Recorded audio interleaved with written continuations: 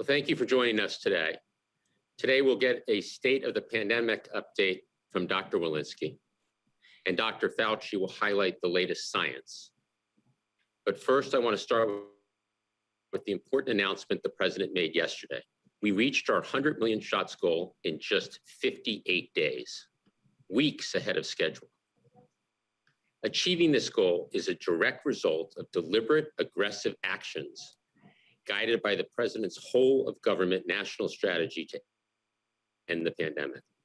Now, thanks to the American Rescue Plan, we will have the resources to fully implement this strategy and put the pandemic behind us. I'm currently at a community health center in New York City, where I joined Leader Schumer on a tour of the Ryan Health Center to see what's working, thank the folks on the front lines, and hear what else we can do to support them. I also want to thank Leader Schumer for his critical leadership in passing the American Rescue Plan.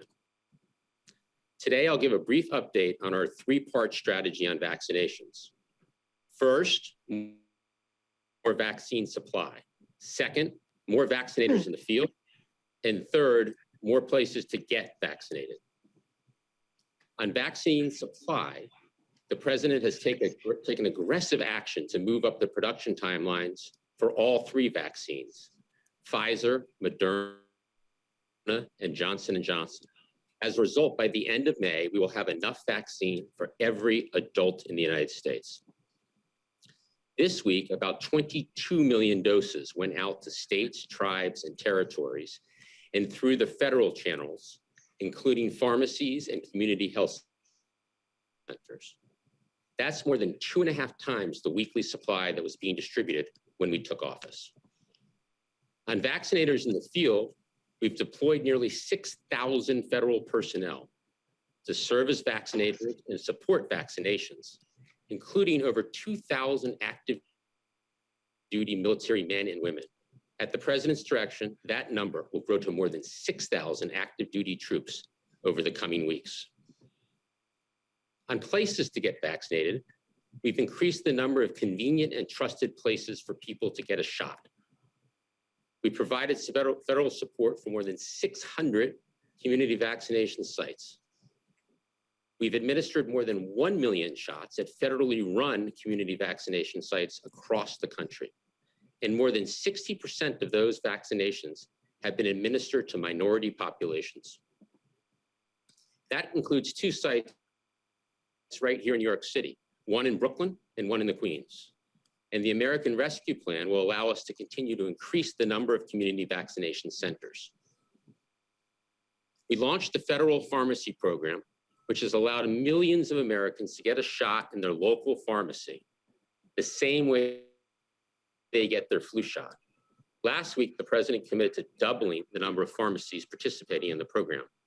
Already, people can get vaccinated at one of 14,000 pharmacies around the nation.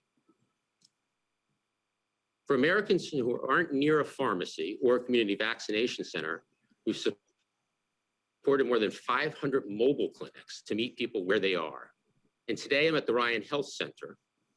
Community health centers like Ryan Health serve 30 million people. 60% are people of color, and 2/3 of patients are below the poverty line. The administration is already sending vaccines directly to 250 of these community health centers. By the end of April, we will deliver vaccines to an additional 700 community health centers.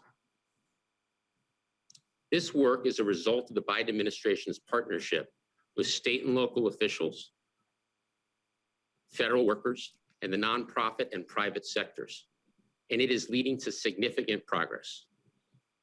As you can see in our weekly vaccination progress report, the current 7-day average is 2.5 million shots per day. 2.5 million shots per day, that's a new record pace that we will continue to build on. Importantly, now 2 out of 3 adults age 65 and older have gotten at least their first shot. This is critical because 80% of COVID deaths have been individuals 65 and over. Given our progress on increasing supply, coupled with increasing the number of vaccinators in the field and creating more places to get vaccinated, the president announced last week that all adults in the country will be eligible for vaccinations no later than May 1. All adults eligible no later than May 1. Finally, I want to provide an update on how we are working with our North American partners on efforts to stop the spread of COVID-19 across the continent. As part of the national strategy to end the pandemic, the United States is committed to engaging with the international community and supporting global efforts to address public health and humanitarian concerns. Under the president's direction, the U.S. re-engaged with the WHO on day one of his presidency. We committed to providing the most funding to COVAX of any country in the world, $4 billion. We also announced with our Quad partners last week that we are working to achieve expanded manufacturing of safe and effective COVID-19 vaccines at facilities in India. And now, given our visibility into vaccine supply in the US, we're able to announce that we're lending a portion of our releasable AstraZeneca vaccines to Mexico and to Canada. Our approach to this wartime effort is to have as many tools in our toolkit as possible. Right now, we have 3 effective vaccines that went through a rigorous review process to be authorized by the FDA. We have other vaccines going through that process now, including one from AstraZeneca. As we await the results of these trials here in the US, many countries have already approved AstraZeneca, but need more supply. That includes Canada and Mexico. So balancing the need to let the approval process of the AstraZeneca vaccine take place here in the US with the importance of helping to stop the spread in other countries, we will loan a portion of our releasable AstraZeneca vaccine to Mexico and Canada. This action will allow our neighbors to meet a critical vaccination need in their countries, providing more protection immediately across the North American continent. In total, we will loan Mexico and Canada around 4 million doses. To be clear, this loan will not reduce the available supply of vaccines to Americans. The doses we are loaning are not approved for use in the United States. No American will be without a vaccine because of this action. With that, I'll turn it over to Dr. Walensky. Dr. Walensky. Thank you, Jeff. I'm glad to be back with you all today. Let's begin with the data. COVID-19 cases continue to remain between 50 and 60,000 cases per day, with the most recent 7-day average at 53,200 cases per day. The most recent 7-day average of hospital admissions is slightly below 4,700 admissions per day, similar to the 7-day average we had on Monday. Deaths continue to decline with the current 7-day average of 1,025 deaths per day. Today, I want to talk about a top priority for us at CDC and for me as a parent. CDC's efforts to support the safe reopening of schools for in-person instruction. We have frequently said CDC believes schools should be the last place to close and the first place to open. The benefits of in-person instruction are well recognized. As a mother of 3 myself, I know all too well the difficulties that arise for our children and parents and caregivers when children are not able to attend in person for school. These challenges are especially difficult for children and families from low-resourced communities, as well as those from racial and ethnic minority communities and those with disabilities. Safe in-person instruction gives our children access to the critical social and mental health services that prepare them for the future, in addition to the vital educational needs that they need to succeed. When I became CDC director, I promised that I would lead with science. To rebuild trust in our public health institutions and to keep people safe, it's critical to make decisions based on evidence and facts. On February 12th, CDC released our operational strategy for K-12 schools, based on the latest science at the time, to help schools open and remain open for safe in-person learning. The science told us then, just as it tells us now, that K-12 schools that implement strong, layered prevention strategies can operate safely while protecting teachers, staff, and students.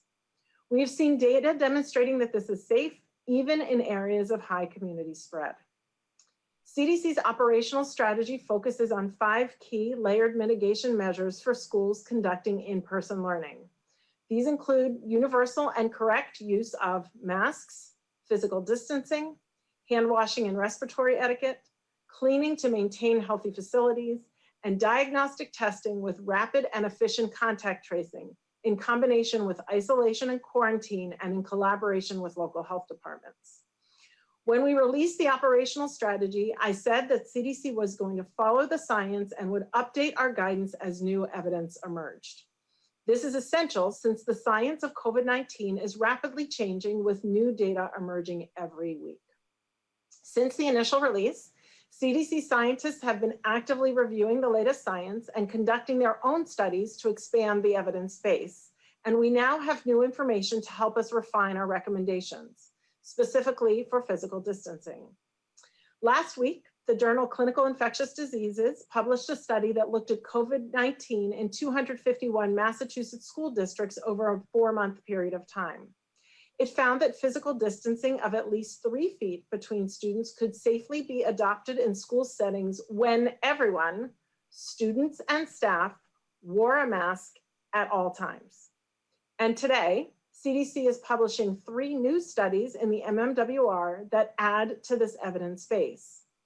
One study looked at data from Utah elementary schools and found that COVID-19 spread was low with students placed less than 6 feet apart in classrooms, even though levels of virus spread in the community were high. Another report examined data from kindergarten classrooms in Springfield and St. Louis, Missouri. This study found that transmission occurred at lower rates in classrooms than in the community because the schools use multiple layered prevention strategies together.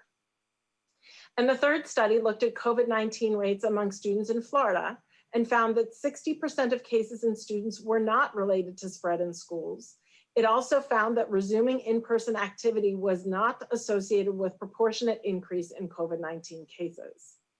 Importantly, this study also found that COVID-19 rates were higher among students in school districts that did not have mandatory mask use policies in place.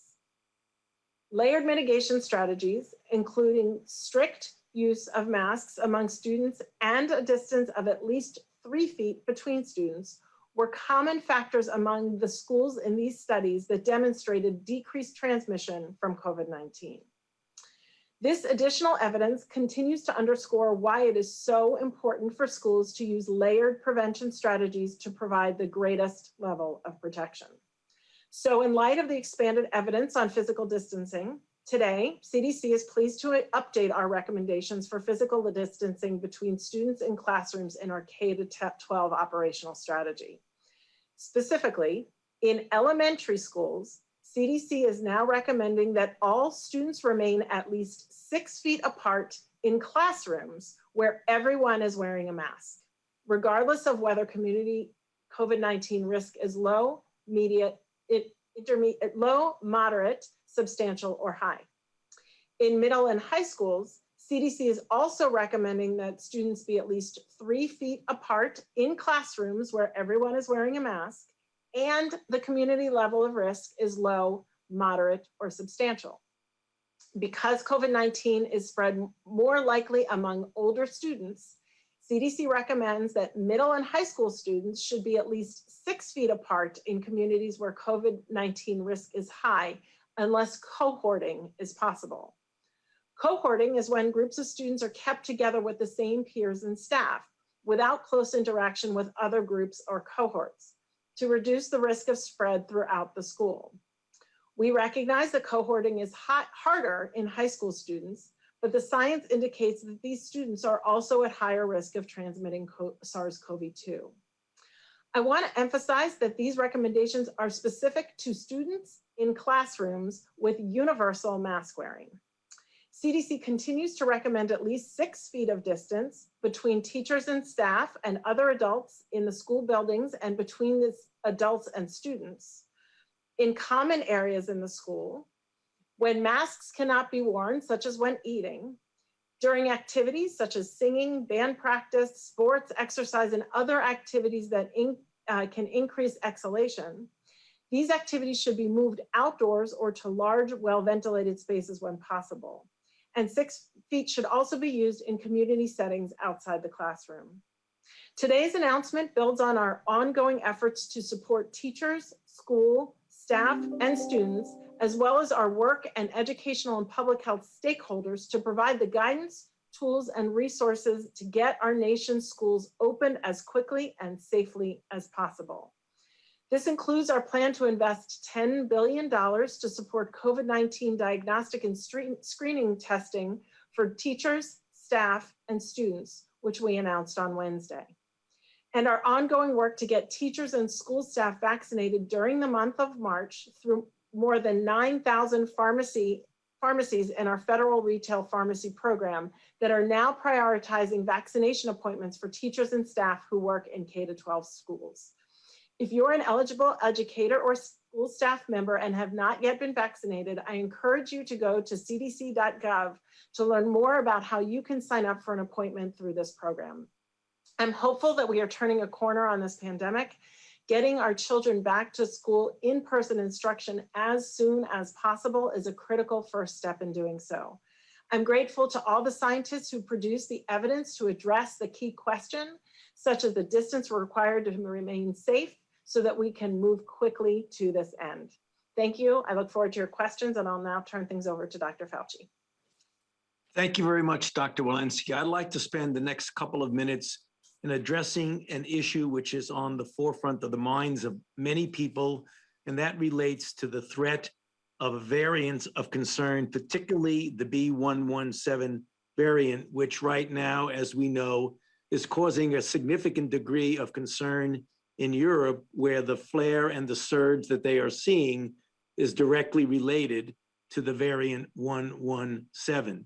This variant, as you know, is every day getting more and more dominant in our own country. So very first, let me take just a few seconds to refresh your memory about the variant. It was first detected in the UK in December of 2020. It was reported in over 90 countries. The first US cases were detected in the United States, in Colorado, at the end of December of 2020. And since then, it has been detected in 50 jurisdictions in the United States and likely accounts now for about 20 to 30% of the infections in this country. And that number is growing. Next slide. So I want to do again is take a look first of the concern that we have, and then some encouraging news, and then I'll end with a caveat. Of concern is that there are about 50% increase in transmission with this particular variant that has been documented in the UK. And there's likely an increase in severity of disease if infected with this variant. Next slide.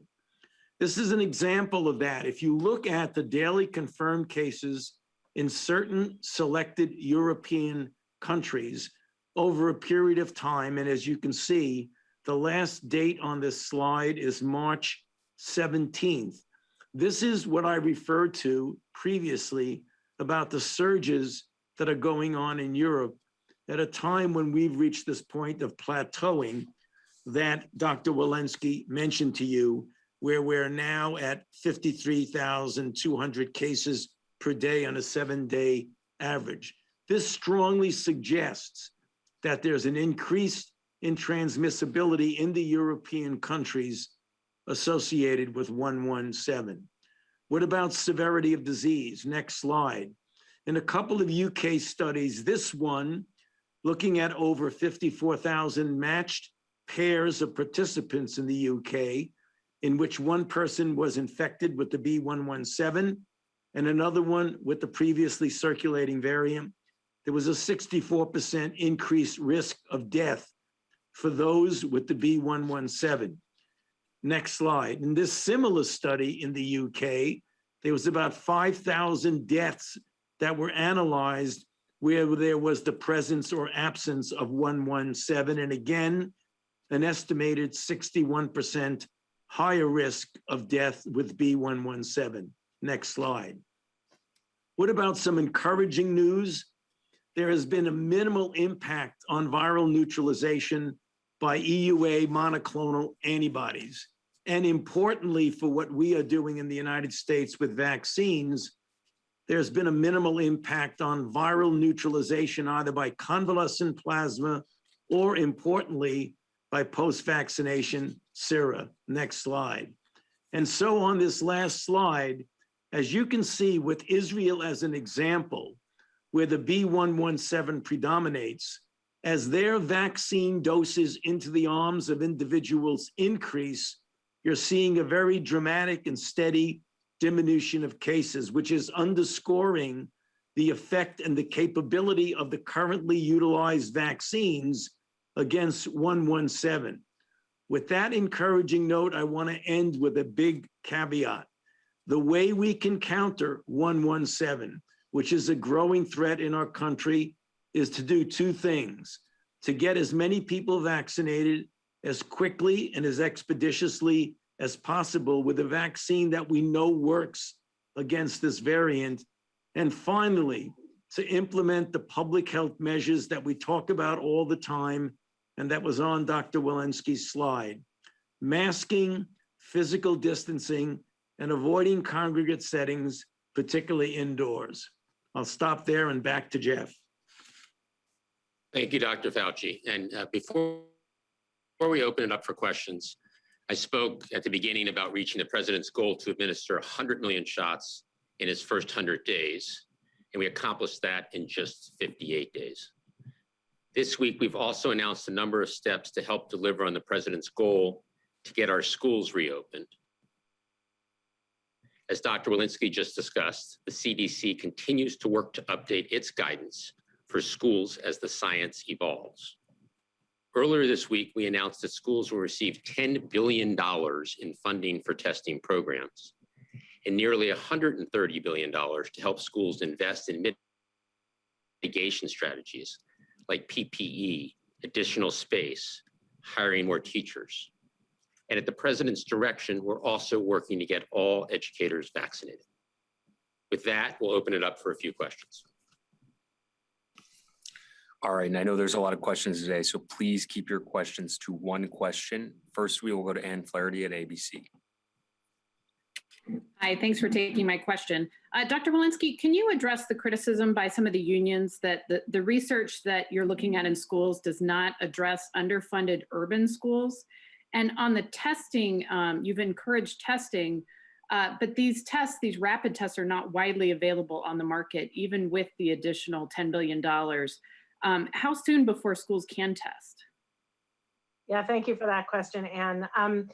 You know, we have now increasing evidence from many different school settings that did not control for ventilation as to demonstrating that it is safe in classrooms when 100% masked to be at 3 feet. And so, you know, what I would say is, you know, we are following the science, and we have done the science, and we've seen the science to ensure that this is safe for those schools. Our strategies for mitigation, the layered mitigation strategies that we have demonstrated, talk about distancing, masking, as well as respiratory etiquette, hand washing, and contact tracing. We have added, indeed, layered mitigation strategies, further layered mitigation strategies for both ventilation, as well as testing and teacher vaccination. So while we don't believe those to be essential, all of those are scaling up simultaneously through the American Rescue Plan.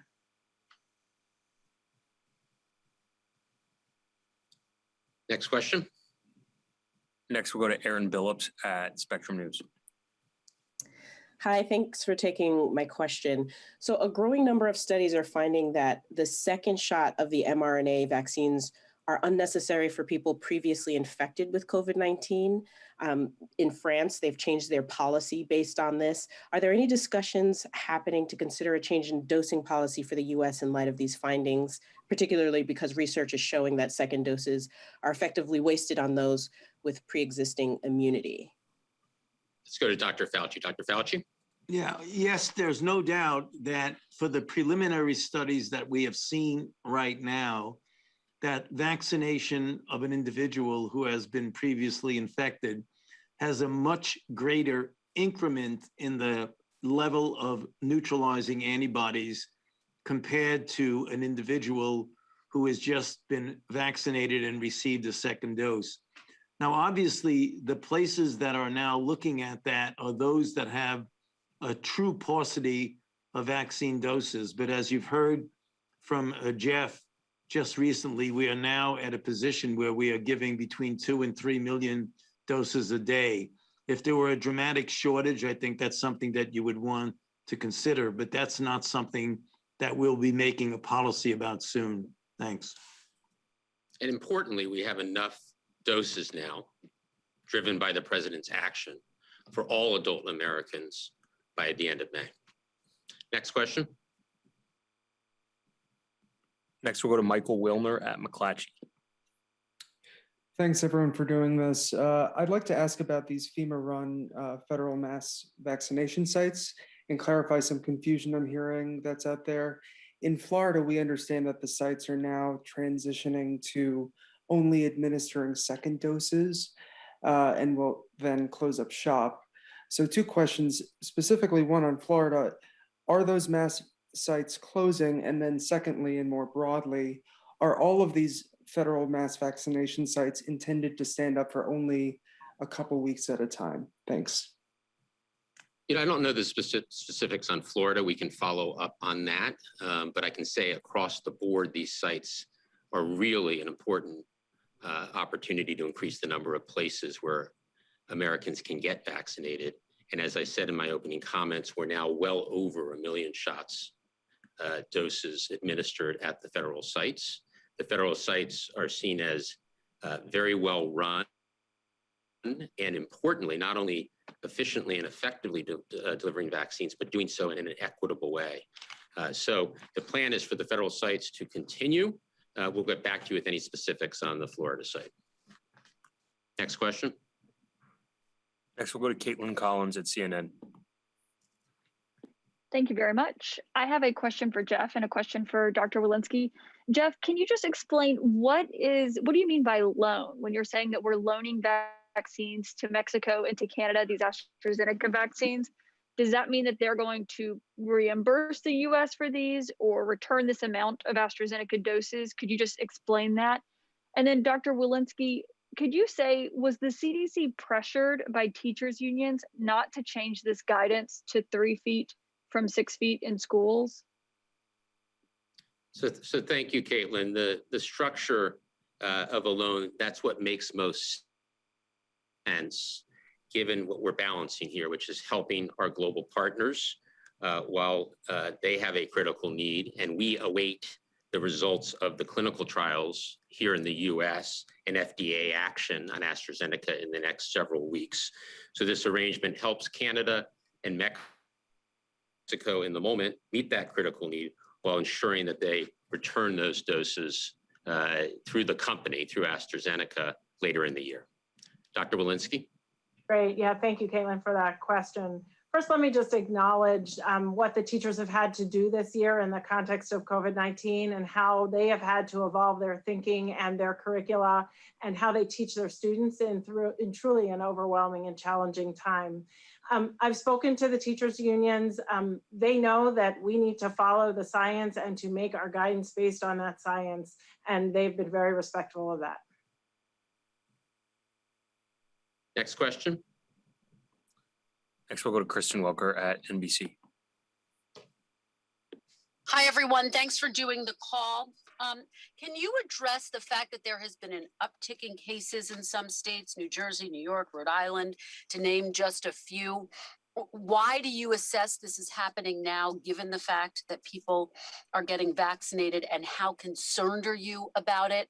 And can you just be crystal clear, why is it okay for kids to be 3 feet apart, but adults in the workplace, for example, still need to be 6 feet apart? Thank you.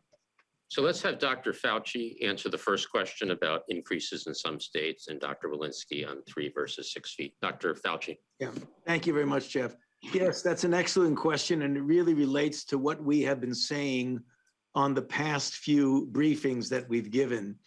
we're at a position right now where we have a plateauing at around 53,000 cases per day. The concern is that throughout the country, there are a number of states, city, regions that are pulling back on some of the mitigation methods that we've been talking about, the withdrawal of mask mandates, the pulling back to essentially non-public health measures being implemented. This is something that each of us have expressed concern about, that is really quite risky to declare victory before you have the level of infection in the community to a much, much lower level than 53,000 cases per day. So it is unfortunate, but not surprising to me that you are seeing increases in number of cases per day in areas, cities, states, or regions, even though vaccines are being distributed at a pretty good clip of 2 to 3 million per day. That could be overcome if certain areas pull back prematurely on the mitigation and public health measures that we all talk about. Maybe I'll chime in. Thank you for that question, Kristen. The evidence shows that the risk of COVID-19 transmission among younger children is much lower than it is among teenagers and adults. And in particular, our school studies have shown that when young children are masked, the distance of 3 feet is in fact safe and has a lower transmission risk. For adults, we don't have that evidence, and for older children, and so we're continuing with the 6-foot guidance. I just want to reiterate what the president said yesterday, which is consistent with what Dr. Fauci just said, which is it is a time for optimism, but not a time for relaxation. We need to follow the basic public health standards. We need to mask up, and then we need to make sure everyone gets their vaccine when it's their turn. We cannot let down our guard at this point. Kevin, one more question. One more question. We'll go to April Ryan with DeGrio. Thank you for letting me ask this question. What are the concerns with the variant and its severity as it relates to school-aged children? We're understanding that the variants are hitting the children harder than the original strain. And how does this play into these new guidelines for schools and the distancing 3 feet apart? Thank you. Let's start with Dr. Fauci on the variant in kids, and then over to you, Dr. Walensky. Well, yes, obviously, as I mentioned in one of the first slides that I showed, that there is an increase in severity, but also it appears that the likelihood of a child getting infected is greater with this variant. That might relate not to anything specific about children, but that it is just in general more easily transmitted. So that would explain that. Regarding the school situation, I'll hand that back to Dr. Walensky. And what we can say is that it is, in fact, while these variants are concerning, it is, in fact, the same disease, and the same mitigation strategies, the masking and the distancing work just the same with the variants as they do with the wild type disease. Good. Well, thank you, everybody, for joining us. We'll look forward to Monday's briefing. Thank you.